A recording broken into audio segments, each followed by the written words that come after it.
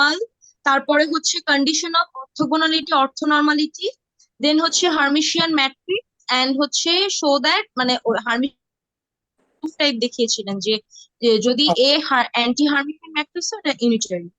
আচ্ছা আচ্ছা, ঠিক আছে। তো আজকে আমরা আমাদের তো সময়ের স্বল্পতাও আছে, টাইম স্কেজুয়াল, তো সেই অনুযায়ী আমরা আজকে ডিরাক ক্যালকুলাস এখানে শেষ করব, কেমন? তো জাস্ট শেষ করবার আগে আমরা ওই হার্মিশিয়ান অপারেটর কি এবং তার কি প্রপার্টিজ গুলো আমরা একটু জানবো। এই টপিকটা দিয়ে আমরা এই ডিরাক ক্যালকুলাস শেষ করব। অনেক কিছু করবার আছে, কিন্তু যেহেতু আমাদের টাইম কনস্ট্রেইন্ট আমরা চাইলেও বেশি আলোচনা করতে পারবো না। তো এই এই যেগুলো পড়েছি এর ভিতর থেকে ফাইনালে তোমাদের প্রশ্ন থাকবে। তোমাদের বলে রাখছি, তোমাদের ফাইনালে কিন্তু এই ডিরাক ক্যালকুলাস এখান থেকে একসেপ্ট প্রশ্ন থাকবে। This is chapter 4। আর চ্যাপ্টার 5 থেকে আরেক সেট প্রশ্ন থাকবে, যেটাকে আমরা বলবো 3 ডাইমেনশনাল পটেনশিয়াল, কেমন?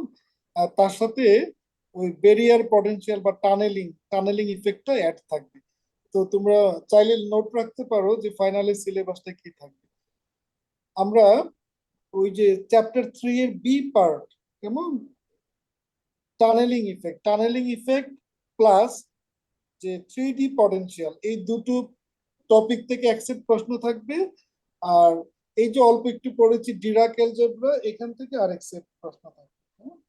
তো এই হচ্ছে তোমাদের ফাইনালের সিলেবাস। আমরা আজকে হয়তো last chapter, I mean 3D potential, সেটা আমরা শুরু করতে পারি। তো চলো, এই হ্যামিল্টনিয়ান অপারেটর কি বা হার্মিশিয়ান অপারেটর কি সেটা আমরা আরেকবার জেনে নিই।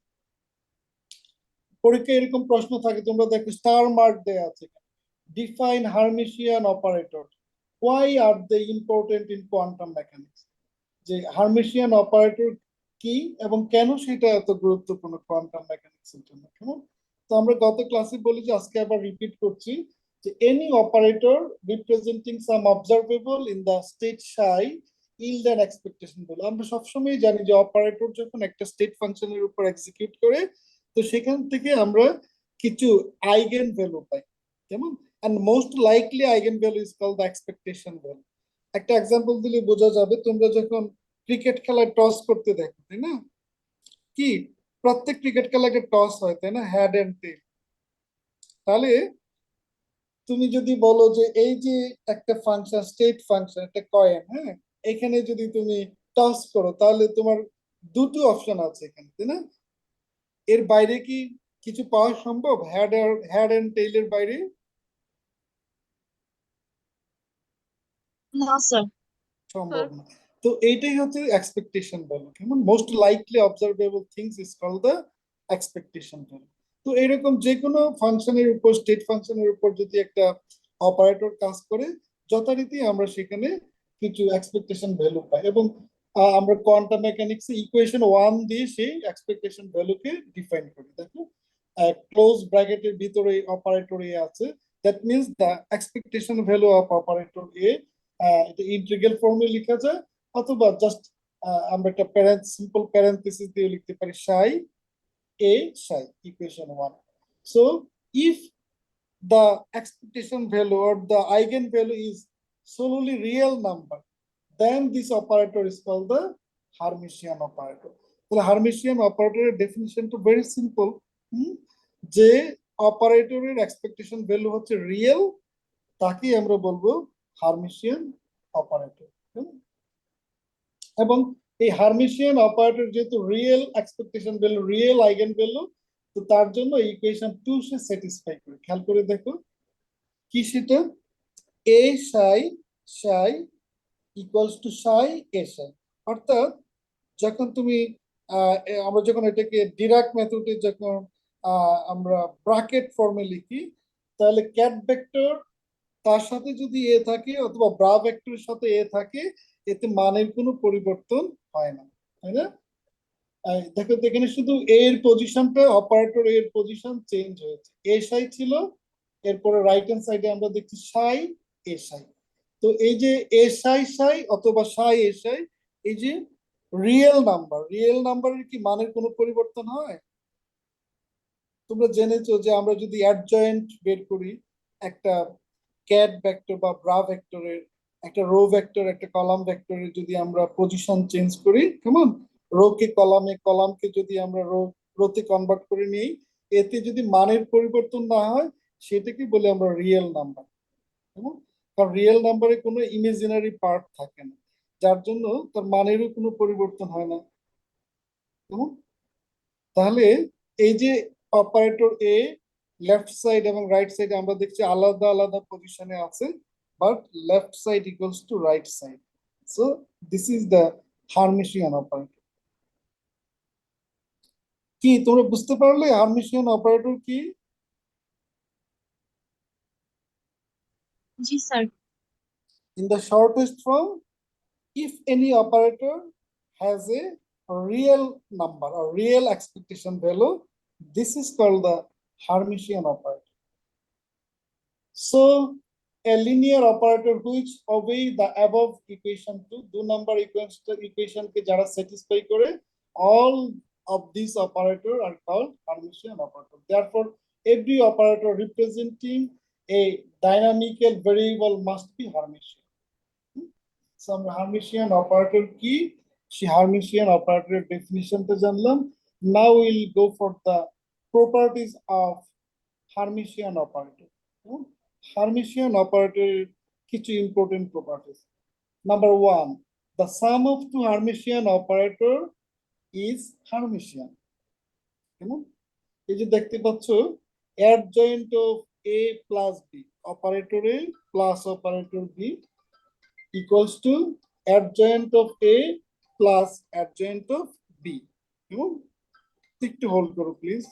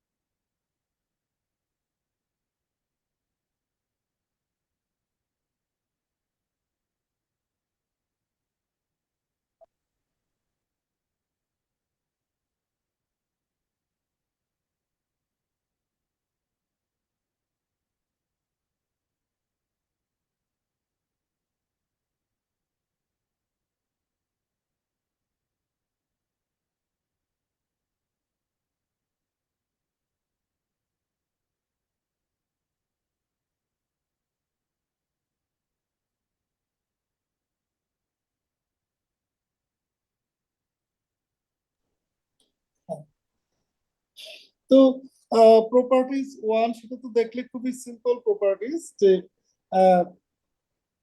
অপারেটর এ প্লাস অপারেটর বি, এই দুটোর যদি আমরা অ্যাডজয়েন্ট নিই তাহলে তাদের আলাদা আলাদা অ্যাডজয়েন্ট নিয়ে যদি আমরা অ্যাড করি বা সাম করি তো একই রেজাল্ট হবে। কেমন, number two, the product of two Hermitian operator is Hermitian if and only if they commute.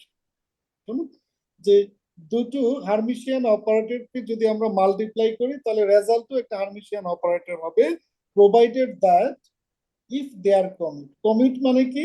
ওই যে দেখতে পাচ্ছ পরের ইকুয়েশনে, যদি তাদের জায়গা বদল হয় এতে তাদের মানের কোনো পরিবর্তন হয় না। কেমন? যেমন আমরা দেখছি অপারেটর এ বি, তো দুটোকে যদি একসঙ্গে আমরা অ্যাডজয়েন্ট করি বা অ্যাডজয়েন্ট নেই, তাহলে দেখবো সেটা হবে adjoint of B into adjoint of A. অর্থাৎ এ বি এবং বি এ, এই দুটোর কারণে তাদের মানের কোনো পরিবর্তন হয় না। This is call the commute, commuting operator. কেমন? যে জায়গা বদল করলেও তাদের মানের কোনো পরিবর্তন হচ্ছে না। তো এরকম কন্ডিশন যদি স্যাটিসফাই করে তখনই কেবল দুটো মাল্টিপ্লিকেশন আর একটা নতুন হার্মিশিয়ান অপারেটর জন্ম দিবে। Number 3, Hermitian operator processes real eigen value. সেটা আমরা একটু আগেই দেখেছি। হার্মিশিয়ান মানে হচ্ছে তার রিয়েল আইগেন ভ্যালু বা রিয়েল এক্সপেকটেশন ভ্যালু থাকতে হবে। Number 4, the eigenvector of a Hermitian operator corresponding to different eigenvalues are mutually orthogonal to each other. This is very fundamental properties about the Hermitian operator. কি সেটা? eigenvector of a Hermitian operator corresponding to different eigenvalues. আমরা জানি যে একটা eigen ফাংশনের উপর যদি একটা অপারেটর কাজ করে তাহলে আমরা অনেকগুলো আইগেন ভ্যালু পেতে পারি, তাই না? সেট অফ আইগেন ভ্যালু আমরা শ্রোডিঞ্জার ইকুয়েশনে দেখি যে n number of energy state আমরা সেখানে পেতে পারি। তো এখানেও তাই, যে অনেকগুলো আমরা প্রবেবল আইগেন ভ্যালুস পেতে পারি, but condition is that there must be mutually orthogonal to each other. What is orthogonal? মনে আছে যে তারা একজন আরেকজনের সাথে অর্থোগোনাল, তার মানে কি? স্যার তাদের স্কেলার প্রোডাক্ট 0 হবে। স্কেলার প্রোডাক্ট জিরো হবে, কারণ গত ক্লাসে আমরা condition of orthogonal, condition of normal সেটা আমরা দেখেছি। তো অর্থোগোনাল মানে হচ্ছে স্কেলার প্রোডাক্ট জিরো। তার মানে যদি আমরা এরকম করে বলি তাহলে তাদের মধ্যবর্তী অ্যাঙ্গেল কত? Angle between this two vector কত হবে?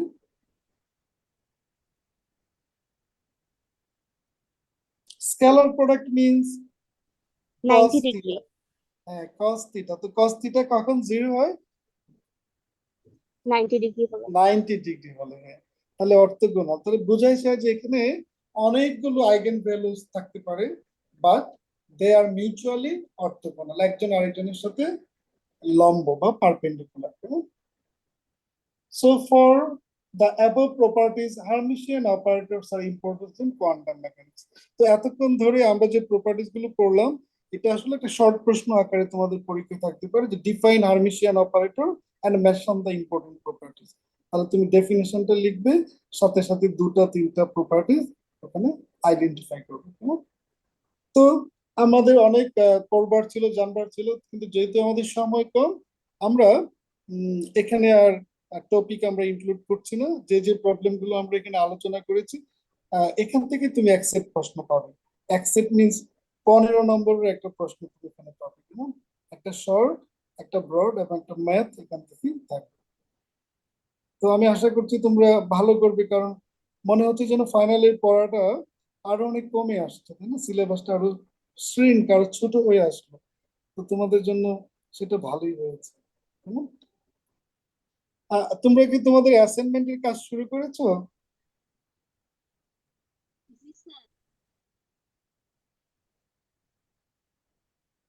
আনিকা, আনিকা আছো ক্লাসে?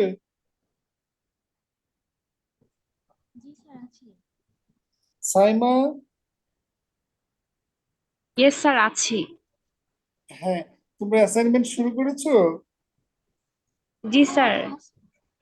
অ্যাসাইনমেন্টে কিন্তু 10 মার্কস। সো তোমাকে গুরুত্ব দিতে হবে, এবং অ্যাসাইনমেন্টে তুমি আউট অফ 10 তুমি 10 পেতে পারো, 9 পেতে পারো, 8 পেতে পারো। সো এখানে নম্বর ক্যারি করা খুবই সহজ। সো হালকাভাবে নেওয়ার সুযোগ নেই। কেমন?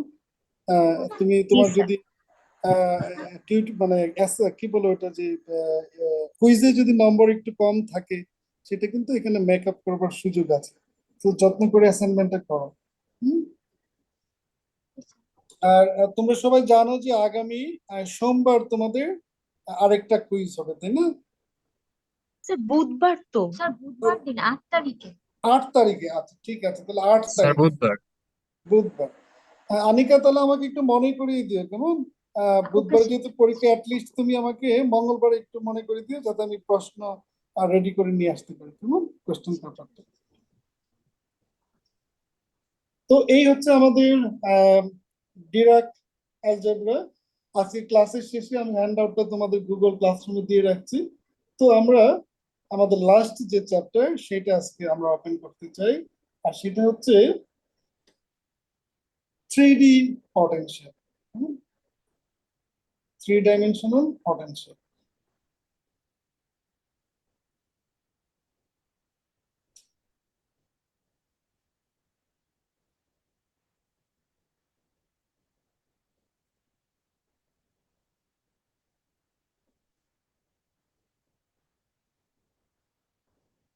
তো আমরা আহ, আমাদের কুইজে কি টাইপের প্রশ্ন আসবে? হ্যাঁ, কি বললে? স্যার, কুইজে কি টাইপের প্রশ্ন আসবে? ওই আগের বার যেমন ছিল, একটা শর্ট, একটা ব্রড, একটা ম্যাথ, এরকম থাকবে। ঠিক আছে, কুইজ 1 যেমন ছিল ঠিক এরকম প্রশ্ন থাকবে। স্যার, ডেরিভেশন আসতে পারে স্যার? হ্যাঁ, বড় প্রশ্নে তো ডিরাইভেশন থাকবে। কেমন? তো আমরা বিগত ক্লাসগুলোতে জেনেছি যে ব্যারিয়ার পটেনশিয়াল, কেমন? তারপর আর কি ছিল, বিভিন্ন রকমের পটেনশিয়াল কিন্তু আমরা পড়েছি। কিরকম ছিল? স্কয়ার অয়েল পটেনশিয়াল ছিল, তারপরে ইনফাইনাইট অয়েল পটেনশিয়াল, আমরা নাম দিয়েছিলাম পটেনশিয়াল অয়েল। তারপরে আরেকটা সিনারিও ছিল স্টেপিং পটেনশিয়াল। কি মনে পড়ছে তোমাদের? জি স্যার। এটা ছিল আমাদের তোমাদের হ্যান্ড আউট 3 এর শ্রোডিঞ্জার ইকুয়েশন, কেমন? তো ওখানটায় তোমরা দেখেছো শ্রোডিঞ্জার ইকুয়েশনের solution in different potential situation. আমরা পটেনশিয়াল অয়েল পড়েছি, স্টেপিং অয়েল পটেনশিয়াল আমরা পড়েছি, স্কয়ার অয়েল পটেনশিয়াল আমরা পড়েছি, ইনফাইনাইট অয়েল পটেনশিয়াল, তাই না? এই সবগুলি ছিল আলটিমেটলি 2D পটেনশিয়াল। তুমি দেখেছো যে একটা অয়েল, একটা টিউব অয়েল বা একটা টিউবের কথা যদি চিন্তা করি, লম্বা ইনফাইনাইটলি হাইট অফ পটেনশিয়াল যদি দেখি, তো এটার কেবল আমরা দুটো ডাইমেনশন দেখতে পাই, কেমন? একদিকে হচ্ছে ভেরিয়ার বা উইথ, আরেকদিকে হচ্ছে height of the potential, V. V is about infinite. So this, all of this are the 2D potential. কিন্তু আজকে আমরা আলোচনা করছি আহ, তার চেয়ে একটু অ্যাডভান্স লেভেলের সিচুয়েশন, সেটা হচ্ছে 3D পটেনশিয়াল। তো এই 3D পটেনশিয়াল নিয়ে যখন আমরা আলোচনা করব, 3 ডাইমেনশনাল পটেনশিয়াল, তো সেখানে আমাদের নতুন একটা কোঅর্ডিনেট সিস্টেম নিয়ে আলোচনা করতে হবে। তার নাম হচ্ছে পোলার কোঅর্ডিনেট সিস্টেম। তোমরা কি পোলার কোঅর্ডিনেট সিস্টেমের নাম শুনেছো? জি স্যার। বলো তো, একজন বলো, what is polar coordinate system? তুমি যতটুকু জানো সিম্পলি বলো।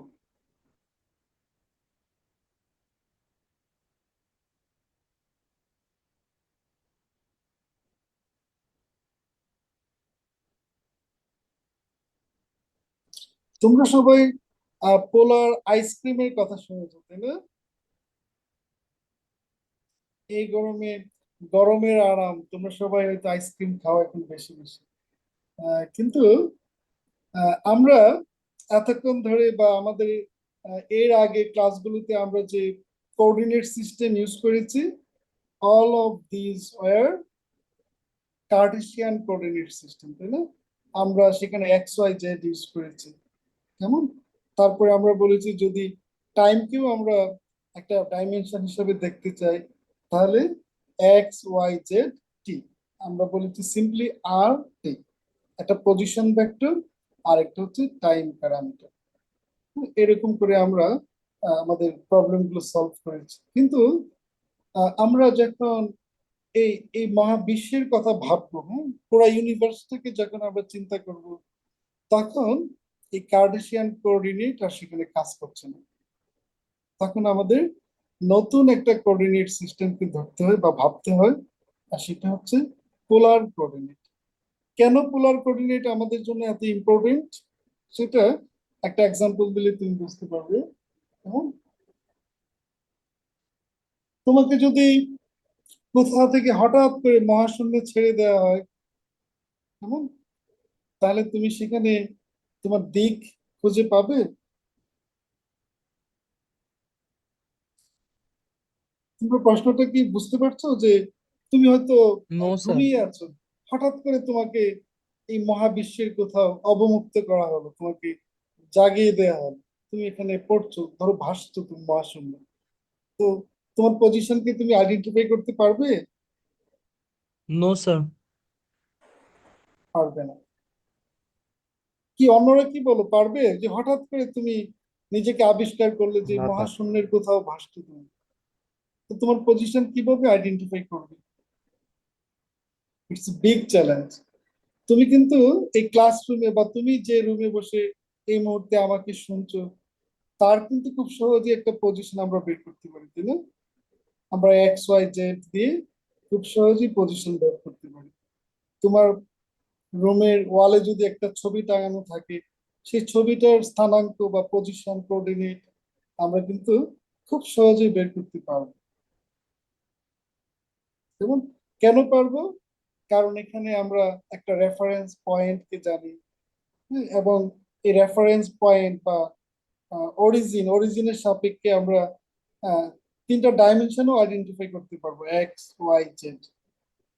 কিন্তু মহাশূন্যের কোথাও যদি তোমাকে ছেড়ে দেওয়া হয়, তুমি কিছুই জানতে পারবে না, শুধু তোমার অবস্থান যেখানে, সেই জায়গাটা তুমি শুধু আইডেন্টিফাই করতে পারছো, বুঝতে পারছো যে you are somebody, you are like a particle, একটা পার্টিকেলের মতো তুমি একটা পয়েন্টকে নির্দেশ করছো। অর্থাৎ তোমার অবস্থান হচ্ছে একটা পয়েন্টের মতো, জাস্ট লাইক এ ডট, এর বাইরে আর কিছুই সেখানে নাই। তাহলে এরকম সিচুয়েশনটা যদি আমরা একটু ইলাবোরেটলি দেখি, যে পৃথিবী সূর্যের চারপাশে ঘুরছে, এমন, তো সেখানে কি XYZ দিয়ে তুমি সূর্যের অবস্থান, পৃথিবীর অবস্থান বের করতে পারবে? বলো, সম্ভব?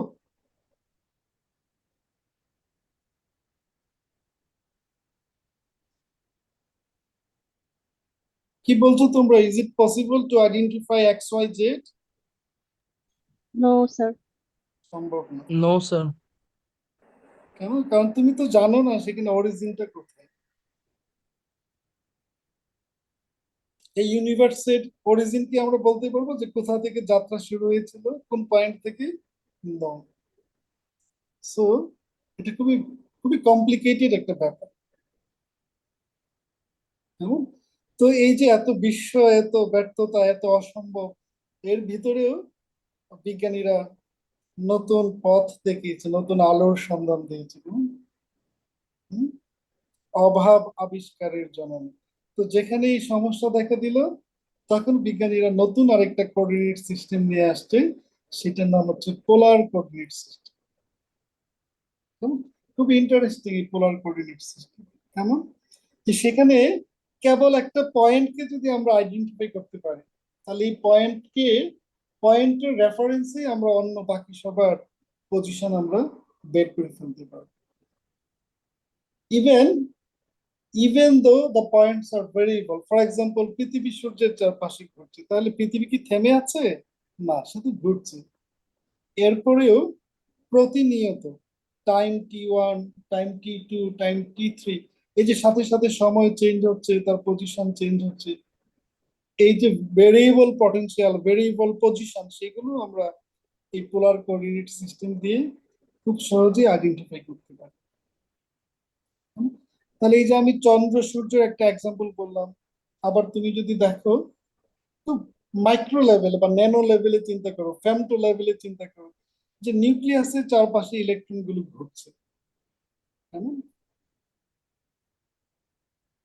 নিউক্লিয়াসের চারপাশে ইলেকট্রন গুলো ঘুরছে। ইউরেনিয়াম হলে ইউরেনিয়ামের নিউক্লিয়াসের চারপাশে 92 ইলেকট্রন রিভলভ করছে, ঘুরছে। তো তাদের পজিশন তুমি কিভাবে আইডেন্টিফাই করবে?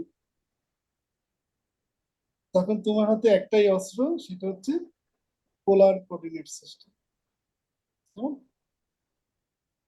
তুমি যদি নিউক্লিয়াসকে ধরে নাও যে অরিজিন, তাহলে একটা পয়েন্টকে কেবল ধরে নিতে পারলেই খুব সহজে প্রত্যেকটা ইলেকট্রনের পজিশন সেখানে বের করা যায়। So this is the beauty of polar coordinate system. তো চলো পোলার কোঅর্ডিনেট কি সেটা আমরা জেনে নিই। Let us consider an electron in hydrogen atom is moving at a distance r from the nucleus, and in terms of Cartesian coordinate, its position is xyz. While in terms of spherical polar coordinate, this is r theta phi. তাহলে Cartesian কোঅর্ডিনেটে যেমন আমরা একটা পজিশনকে x y Z দিয়ে represent করি, আর polar coordinate সিস্টেমে একটা পজিশনকে আমরা আর theta phi দিয়ে রিপ্রেজেন্ট করি। কেমন করে? ওই যে তোমাদের আমি বলছিলাম যে এটা একটা পোলার আইসক্রিম, তাই না? পোলার আইসক্রিম বা পোলো আইসক্রিমের সাথে তোমাদের ইগলো আইসক্রিমের সাথে পরিচয় আছে। হ্যাঁ, তো এরকম একটা কোন আইসক্রিমের কথা যদি আমরা ভাবি, তাহলে আমরা খুব সহজেই সেটাকে আইডেন্টিফাই করতে পারবো। হুম, তোমাদের একটা ছবি দেখাতে চাই, কিন্তু এই মুহূর্তে ছবিটা এখানে নেই।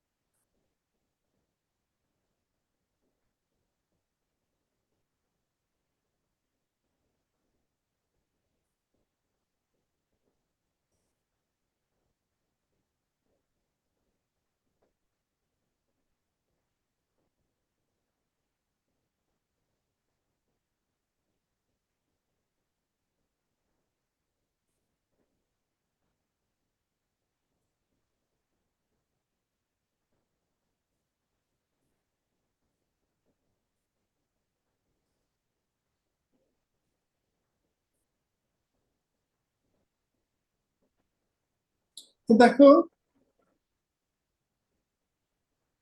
হ্যালো, जी सर। হ্যাঁ, এই যে দেখো আমরা একটা জাস্ট আমি এই মুহূর্তে একটা হাতে একটা ছবি আঁকবার চেষ্টা করলাম মাউস দিয়ে, তো এত স্মুথ হয়নি ছবিটা। ধরো আহ, এই যে অরিজিন, কেমন, আমি জিরো দিয়ে রিমার্ক করছি। তুমি কোন আইসক্রিম দেখো, যেটা কোন আইসক্রিম তুমি চিন্তা করো, কোন আইসক্রিমের যে নিচের অংশটা, তাই না, সেটা হচ্ছে একটা পয়েন্টে, আমরা বলবো যে একটা পয়েন্ট থেকে সেটা শুরু হয়েছে, তারপর যত আমরা দূরের দিকে যাচ্ছি এটার যে রেডিয়াস সেটা আস্তে আস্তে বাড়ছে। তো আমরা ধরে নিলাম এই মহাবিশ্বের কোনো একটা পয়েন্ট ও অরিজিন, সেটাকে আমরা কেবল জানি। তো জানি যে আমরা এই প্রকৃতি জগতের প্রতিটি বস্তুই কি করছে, ভাইব্রেট করছে, রোটেট করছে, কারো না কারো সাপেক্ষে সে ভাইব্রেট করছে, রোটেট করছে। আমরা যদি সোলার সিস্টেমের কথা বলি, তাহলে পৃথিবী সূর্যের চারপাশে ঘুরছে, কেমন। তাহলে এই যে আমি এখানে একটা রাউন্ড বা একটা সার্কেল দিয়েছি, এটাকে ধরে নাও যে পৃথিবী, হম, পৃথিবী ঘুরছে। তাহলে এই যে কোন আইসক্রিমের যে উপরের অংশটা, সবচেয়ে বড় যে সার্কামফারেন্স বা পরিধি, সেই জায়গাটায় ধরে নাও যে ঘূর্ণায়মান বস্তু বা পৃথিবী আছে, কেমন। আর পৃথিবী যে সূর্যের চারপাশে ঘুরছে, অর্থাৎ একটা ভার্টিক্যাল লাইন যদি আমরা চিন্তা করি, যে ভার্টিক্যাল লাইনটা এই সূর্যের, হ্যাঁ, ভিতর দিয়ে চলে গেল, তাহলে আমরা বলতে পারি এই যে আর্থ শেষ সানের চারপাশে রিভলভ করছে। এবং এই লাইনটাকে যদি আমরা একদিকে এক্সটেন্ড করি, তাহলে আমরা একটা অরিজিনের দেখা পাবো। এবং এই যে সিস্টেমটা, এই কোন আইসক্রিমের যে সিস্টেমটা, এটাকে আমরা যখন রিপ্রেজেন্ট করি, তখন সেখানে চলে আসবে ultimately r theta theta and আরেকটা হচ্ছে ফাই, আর থিটা ফাই। এই তিনটা হচ্ছে পোলার কোঅর্ডিনেট সিস্টেমের তিনটা কোঅর্ডিনেট, আর থিটা ফাই। এখন তুমি বলো যে এখানে আর কোনটা? আর হচ্ছে এই যে অরিজিন, সেখান থেকে পৃথিবীর যে দূরত্ব বা রিভলভিং বা রোটেটিং বডির যে দূরত্ব, সেটা হচ্ছে আর। তাহলে আমি এই মুহূর্তে এইটাকে বলবো আর। তোমরা কি আমার মাউসটা দেখতে পাচ্ছ? জি স্যার। জি স্যার। হ্যাঁ, তাহলে এটা হচ্ছে আর। তারপরে এই যে আর, সেটা ও জেড অর্থাৎ জেড এক্সিস এর সাথে যে অ্যাঙ্গেল তৈরি করে, এটা হচ্ছে থিটা, কেমন? আর থিটা। আরেকটা হচ্ছে ফাই, সেটা কি? ফাইটা হচ্ছে এই যে রোটেটিং বডি, হ্যাঁ, প্রতিনিয়ত যে রিভলভ করছে, তার একটা প্রজেকশন যদি আমরা টানি, ফর এক্সাম্পল প্রজেকশন এরকম করে টানলাম, হ্যাঁ, এই প্রজেকশনটা যে অ্যাঙ্গেলটা তৈরি করে, সেটাকে বলবো আমরা ফাই, কেমন? তাহলে এখানেও আমরা দেখছি যে আর থিটা ফাই এর মাধ্যমে একটা বডি, রোটেটিং বডির পজিশনকে আমরা আইডেন্টিফাই করতে পারি। মজার ব্যাপার হচ্ছে দেখো, এই যে আমি অ্যারো দিয়ে দেখালাম যে আমার মাউসটা যেভাবে ঘুরছে, এই পথে তো পৃথিবী রিভলভ করছে অ্যালং দ্য অ্যাক্সিস ও জেড, জেড অ্যাক্সিস এর চারপাশে ঘুরছে। তুমি খেয়াল করে দেখো, এর উপরে সে যেখানেই অবস্থান করো, তার position, that means r theta এবং ফাই, সেটা কিন্তু চেঞ্জ হচ্ছে না। অর্থাৎ আর থিটা ফাই এটা এক একটা রিভলভিং বা সেলেস্টিয়াল অবজেক্ট, তার জন্য কিন্তু কনস্ট্যান্ট। তুমি একটু কল্পনা করে দেখো, তোমার হাতে একটা কোন আইসক্রিম আছে এবং কোন আইসক্রিমের উপরে তোমার আঙ্গুলটা ঘোরাচ্ছ, কেমন? তোমার আঙ্গুল কিন্তু ঘুরছে, কিন্তু অরিজিন বা মূল বিন্দুর সাপেক্ষে বা ভার্টিক্যাল অ্যাক্সিসের সাপেক্ষে তার পজিশন সবসময় এই আর থিটা ফাই এটা সবসময় কনস্ট্যান্ট থাকবে। তো এই যে সিস্টেমটা, এর মাধ্যমে আমরা যেমন গ্রহ নক্ষত্রের অবস্থান আমরা দেখতে পারি বা আইডেন্টিফাই করতে পারি, তেমনি ভাবে নিউক্লিয়াসের চারপাশে যে ইলেকট্রন রিভলভ করছে, তার পজিশনও কিন্তু আমরা সহজে আইডেন্টিফাই করতে পারি। তাহলে 3D স্পেস, দ্যাট মিনস আমরা যদি এমন একটা জায়গার কথা চিন্তা করি, this is totally undefined, we can only gate A point. একটা পয়েন্টকে যদি আমরা আইডেন্টিফাই করতে পারি, পজিশন ধরতে পারি, তো এর সাপেক্ষে আমরা বাকি অন্যদের পজিশন খুব সহজেই বের করতে পারবো। এই জন্য polar coordinate system is very important. আশা করছি তোমরা বুঝতে পারলে। আবার বলছি, এই যে আমার মাউসটা যে বৃত্তাকার পথে ঘুরছে, এই বৃত্তাকার পথে যতক্ষণ পর্যন্ত এই রিভলভিং পার্টিকেলটা থাকবে, তার আর থিটা এবং ফাই সেটা কিন্তু চেঞ্জ হবে না। তাহলে প্রত্যেকটা রোটেটিং পার্টিকেলের জন্য আর থিটা ফাই আলাদা। আমরা যদি বলি যে নিউক্লিয়াসের চারপাশে 92 ইলেকট্রন ঘুরছে, তাহলে প্রত্যেকটা ইলেকট্রনের জন্য আলাদা আলাদা আর থিটা এবং ফাই থাকবে, এবং প্রত্যেকটা ইলেকট্রনকে আলাদা আলাদা করে সেখানে দেখা সম্ভব। সো এটি হচ্ছে পোলার কোঅর্ডিনেট সিস্টেমের একটা স্পেশালিটি। স্যার, তাহলে যেখানে, বলো। স্যার ফাইটা যেন কোনটা বললেন? ফাইটা, তুমি ওইদিকে একটু তাকো, আমাদের আরেকটা ছবি আছে, এটা তোমাকে আরো খেয়াল করো। এই যে দেখো, এই ছবিটা নিয়ে আমরা আগামী ক্লাসে ডিটেল আলোচনা করব। তো তুমি যখন বললে আমি আবার এখানে পাচ্ছি। দেখো, সিম্পল কোঅর্ডিনেট সিস্টেম হলে এখান থেকে তুমি বুঝে নেওয়ার চেষ্টা করো যে ফাই কোনটা। আমরা 3D সিস্টেমে বলবো একটা এক্স, একটা ওয়াই, একটা জেড। তো তুমি দেখছো তিনটা কোঅর্ডিনেট এখানে আছে, এক্স, ওয়াই, জেড। এখন আমরা অরিজিন থেকে একটা পয়েন্টের পজিশন আমরা লোকেট করছি। ফর এক্সাম্পল, আমার মাউসটা এই যে জায়গাটায় আছে, এই পয়েন্টটাকে আমরা আইডেন্টিফাই করছি, এর পজিশন আমরা আইডেন্টিফাই করবো। তাহলে অরিজিন থেকে আমরা একটা লম্ব টানবো, যেটাকে আমরা বলি পজিশন ভেক্টর, তাই না? পজিশন ভেক্টর আর, এর সাথে তোমাদের পরিচয় আছে যারা ভেক্টর অ্যালজেব্রা পড়েছে। তাহলে অরিজিন থেকে এই লাইনটাকে যদি আমরা একটা ভেক্টর দিয়ে অ্যাড করে দিই, তাহলে ও ও থেকে, অরিজিন থেকে এই পয়েন্ট পর্যন্ত যে দূরত্ব, এটাকে যদি আমরা বলি পি পয়েন্ট, তাহলে ও পি এটা হচ্ছে একটা পজিশন ভেক্টর আর। তাহলে তুমি ডিস্টেন্স বা পজিশন আর পেয়ে গেলে। কিন্তু তুমি যদি এই পি পয়েন্টের একটা প্রজেকশন টানো, প্রজেকশন পর্যন্ত একটা লম্ব অন দা জেড এক্সিস, দেখো, তাহলে এই যে আর ভেক্টরটা জেড এক্সিস এর সাথে যে কোণ উৎপন্ন করলো, এটা হচ্ছে থিটা। খেয়াল করে দেখো এই ছবিতে জেড এক্সিস এবং পজিশন ভেক্টর আর, তার মাঝখানের যে অ্যাঙ্গেলটা এটা হচ্ছে থিটা। কেমন, কি বুঝতে পারলে? জি স্যার।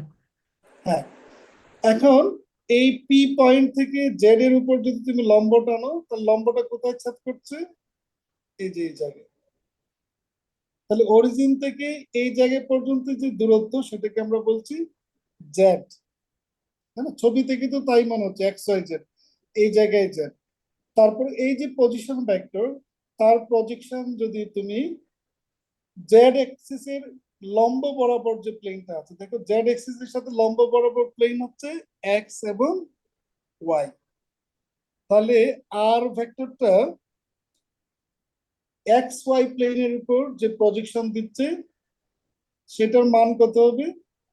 খেয়াল করে দেখো, জেড হচ্ছে আর কস থিটা, যেহেতু এটা এই পয়েন্টে ইন্টারসেক্ট করেছে, মাঝখানের অ্যাঙ্গেল হচ্ছে থিটা, তাহলে আর কস থিটা হচ্ছে জেড এর মান। কিন্তু আর ভেক্টরের প্রজেকশন যখন এক্স ওয়াই প্লেনের উপরে পড়ছে, তখন সেটা হচ্ছে আর সাইন থিটা। কেন? কারণ এই যে লাইনটা, এই লাইনটা জেড এক্সিস এর সাথে লম্ব বরাবর আছে, ঠিক কিনা বলো? জি স্যার। হ্যাঁ, তাহলে এই যে নতুন যে লাইনটা আমরা পেলাম বা নতুন যে ভেক্টরটা পেলাম আর কস থিটা, কেমন, সেইটা এক্স এক্সিস এর সাথে যে কোণ উৎপন্ন করছে, সেটার নাম দিয়েছি আমরা ফাই। কেমন, সেটার নাম হচ্ছে ফাই, এই অ্যাঙ্গেলটা ফাই। তাহলে দেখো, জি জেড স্যার। এক্স যার সাপেক্ষে ঘুরছে, তার সাথে পজিশন ভেক্টর যে কোণ উৎপন্ন করে, সেটা হচ্ছে থিটা। আর রোটেটিং অ্যাক্সিস এর উপর পারপেন্ডিকুলার এমন একটা ডিরেকশনের সাথে এই ভেক্টরের যে অ্যাঙ্গেল, সেটাকে বলছি আমরা ফাই। কি কথা বুঝে গেল? জি স্যার। হ্যাঁ, তো এখানে দেখো যে কার্টেসিয়ান কোঅর্ডিনেটে যেমন এক্স ওয়াই জেড আছে, তেমনি ভাবে পোলার কোঅর্ডিনেটে আর থিটা ফাই আছে, এবং তাদের মাঝে আমরা একটা সম্পর্ক কিন্তু বের করতে পারি। যেমন একটু আগে বলেছি যে এই পজিশন ভেক্টরটা জেড এক্সিস কে ইন্টারসেক্ট করে এই পয়েন্টে, তাহলে এটা হচ্ছে তার জেড ভ্যালু। আবার তার যে ভার্টিক্যাল কম্পোনেন্ট আর সাইন থিটা, তার প্রজেকশন হচ্ছে এই জায়গায়, তাহলে এটা হচ্ছে এক্স এর মান, তাই না? আবার তার লম্ব বরাবর যে ওয়াই এক্সিস আছে, সেখানে তার যে প্রজেকশন, সেটা হচ্ছে ওয়াই। তাহলে দেখো এখান থেকে আমরা সহজেই এক্স, ওয়াই এবং জেড তিনটা বের করতে পারি। হুম? তাহলে এই এক্স ওয়াই জেড, সেটাকে আমরা এবার কনভার্ট করছি in terms of r, theta এবং ফাই। আমরা আগামী ক্লাসে এটা আরো বিস্তারিত জানবো।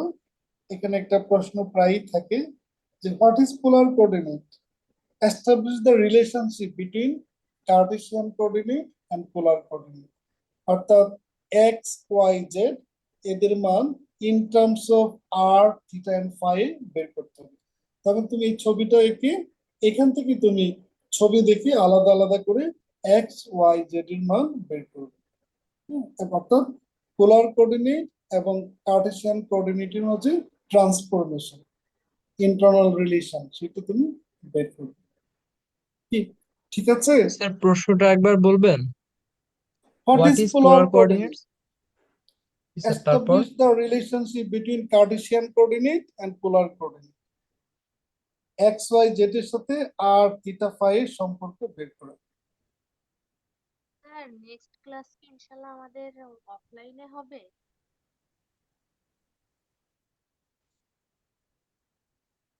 কি সবাই প্রশ্নটা লিখেছো?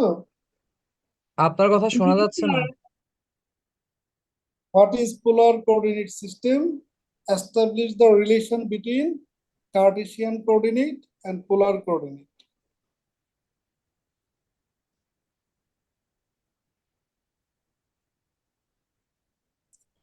তখন এই ডায়াগ্রামটা তুমি আঁকবে এবং এখান থেকে এক্স ওয়াই জেড তার সাথে আর থিটা ফাই এর রিলেশনটা এস্টাবলিশ করবে। হুম, তো ঠিক আছে, তাহলে আজকে আমরা এখানটাই শেষ করি। এখান থেকে আমরা আগামী ক্লাসটা শুরু করবো যে কিভাবে এই এক্স ওয়াই জেড এর ট্রান্সফরমেশনটা হয় within the r theta phi. আর গুগল ক্লাসরুম থেকে তোমরা সবাই ডিরাক ক্যালকুলাসের যে হ্যান্ডআউটটা সেটা আজকে কালেক্ট করে নিও। তো একটু হোল্ড করো, আমি অ্যাটেন্ডেন্সটা দিয়ে রাখছি।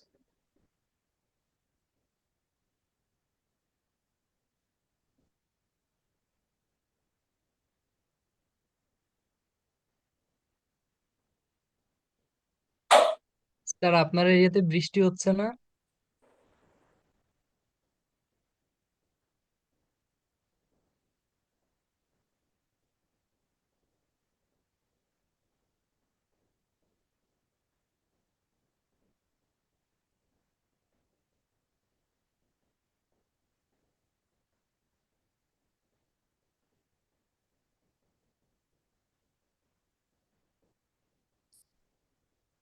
কি দেশের কোথাও বৃষ্টি হচ্ছে নাকি? না স্যার। স্যার খবরে শুনলাম যে ঢাকাতে নাকি বৃষ্টি হচ্ছে, বাট আমরা মনে হয় ঢাকার বাইরে। পুরান ঢাকার এদিকে ওদিকে হচ্ছে। স্যার, কি ডেমরাতে হচ্ছে? হচ্ছে শুনলাম। কি ভারী পুরান বৃষ্টি নাকি? ঢাকায় তো বৃষ্টি নাই। ওই হয়েছে তো পুরান ঢাকাতে বৃষ্টি ইসলামপুর কদিন। লক্ষ্মীবাজার ওই সাইডে দেখছিলাম না, বৃষ্টি। গুড়ি গুড়ি গুড়ি গুড়ি পড়ছিল, তারপর চলে গেছে। হ্যাঁ বাট হয়েছে। আরে এই বৃষ্টির জন্য কত আকুতি, তাই না? কিন্তু বৃষ্টি নাই। শুনলাম সিলেটে নাকি বৃষ্টি হয়েছে কয়েকদিন আগে। জি স্যার। ছোটবেলায় এরকম অনাবৃষ্টি হলে আমরা একটা বিশেষ একটা উৎসবের আয়োজন করতাম বা এক ধরনের ব্যাঙের গ্রাম। বিয়ে নাকি শিয়ালের বিয়ে? এটা এটা আমাদের গ্রামীণ সংস্কৃতির মাঝে আছে যে ব্যাঙের গান গাওয়া, কেমন ব্যাঙের ঘর স্যার ওই বানানো। যে এটাকে কি বলে বাড়িতে বাড়িতে গিয়ে যেটা করে স্যার ওইটা। হ্যাঁ হ্যাঁ, ব্যাঙের ঘর তৈরি করে তারপর বাড়িতে বাড়িতে গিয়ে চাল সংগ্রহ করে এটা দিয়ে হয়তো কিছু মিষ্টি মিঠাই কিনে তারপর রাতের বেলা এখানে আহ, মানে গ্রামীণ যে সংস্কৃতি ওখানে গীত, মহিলারা গীত করে তারপরে মানে কেন মানে অনেকটা ব্যাঙের উপাসনা করার মতো আর কি। কেন? কারণ ব্যাঙ হচ্ছে বৃষ্টির প্রতিভ। কারণ বৃষ্টি আসলেই কেবল ব্যাঙের লাফালাফি দেখা যায়, ব্যাঙের ডাক শোনা যায়, তাই না? তো এরকম একটা ব্যাঙ ধরে এনে ওটা সুতা দিয়ে বেঁধে রাখতেই ঘরে, ব্যাঙের ঘরে, তাহলে বৃষ্টির নাম। কিন্তু এটা উপকথা বা রূপকথার মতো। তো এখন মানুষ বিভিন্ন জায়গায় দোয়া দুরুদ পড়ছে, কিন্তু তবুও বৃষ্টি আর হচ্ছে না।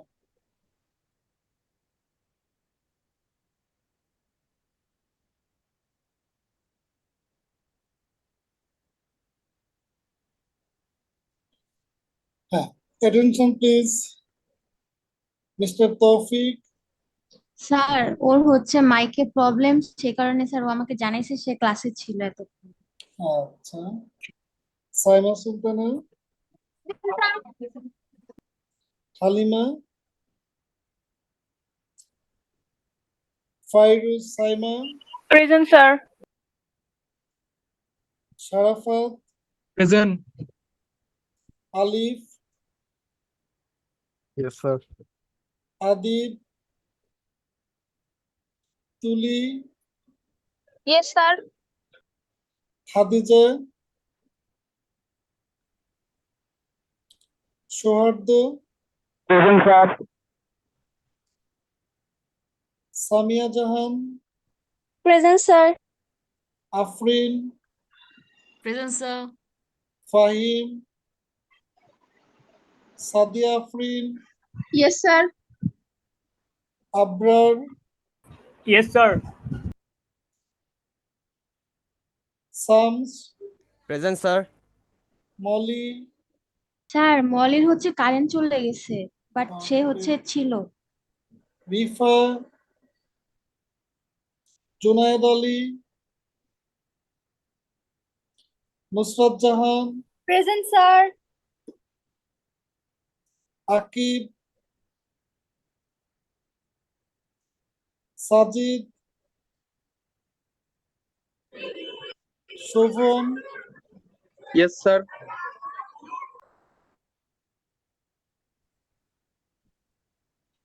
Anika, present sir. Hasnai, Saiful, present sir. Fahimur, present sir. Sadia Islam, sir Sadi Islam দিয়া। দিয়া। জি স্যার, সেও ছিল ক্লাসে স্যার, বাট তারও হচ্ছে মাইকে প্রবলেম স্যার। আচ্ছা, Suraiya, present sir.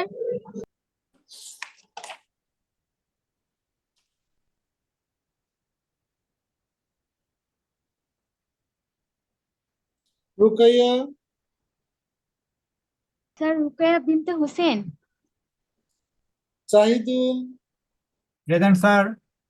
Shahamul, present sir. Zarif, present sir. Rafi, yes sir. Esrat Zarin, yes sir. Kotha, Sajja, Srishti, yes sir. Lamia, yes sir. Mukaddisa, present sir. Tania, present sir. Arko, present sir. Swadhin, Yes, sir. and Saptarshi. Yes sir. এবার section 5,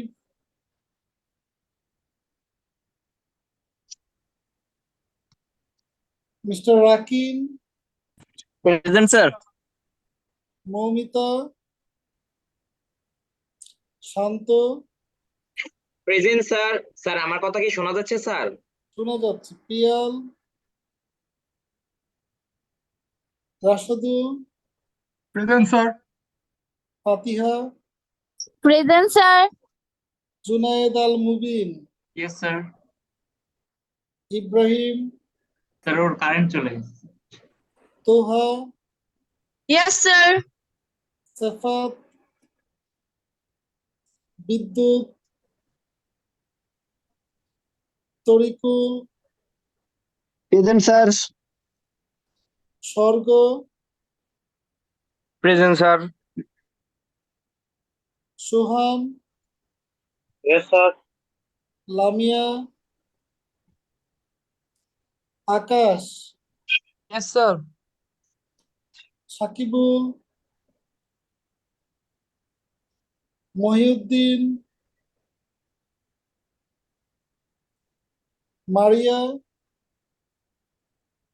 yes sir. Tarif, Mohaimen,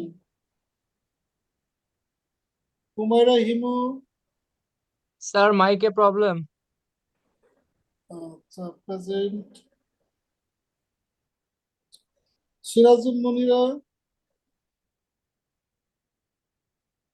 Israt Sultana, present sir. Fariha, Ishtiaq, Shifa, present sir. Ifti, present sir. Mithila, present sir. Afridi, yes sir. Afridi আছে? Sir আছে present yes sir. Yes sir. Okay, Tasmia, present sir. Mehedi Hasan, present sir. Saima Sultana, present sir.